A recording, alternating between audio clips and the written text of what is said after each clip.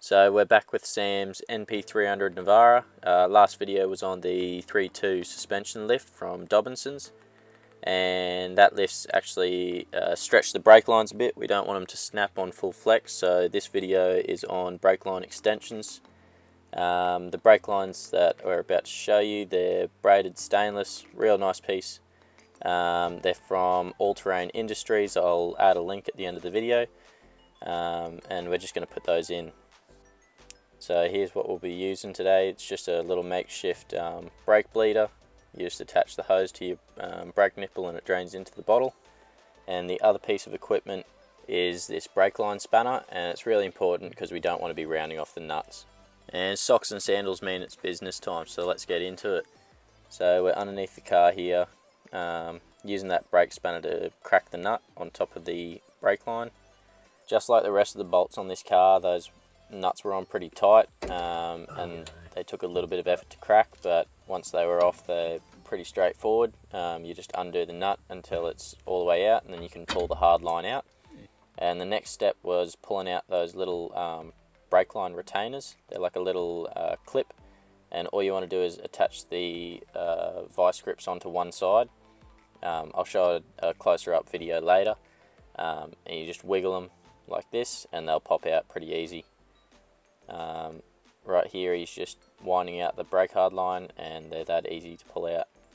As you can see, there's a little bit of difference, a couple inches, between the old lines and the new ones, and that's pretty well it. They go straight in just like the old ones came out. So we're going to go ahead and put these new ones in.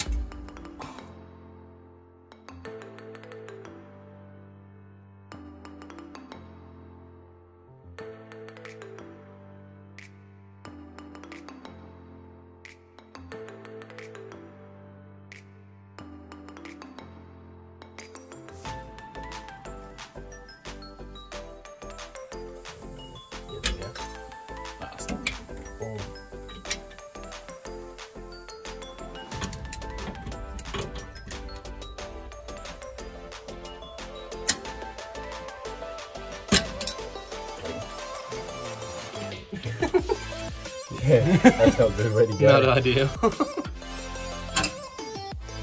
Bingo.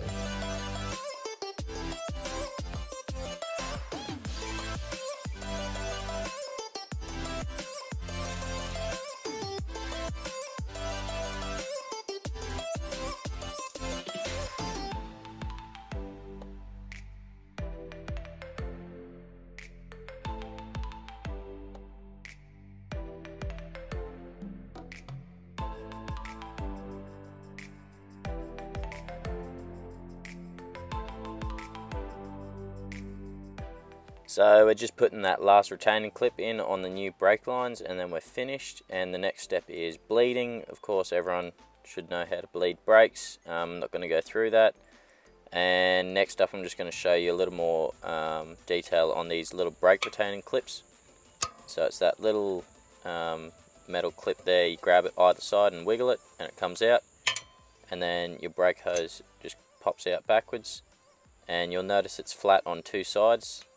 Make sure you line those up with those guides on either side, and I mean otherwise it won't let you put the clip in, so if you can't get the clip in, that's probably why.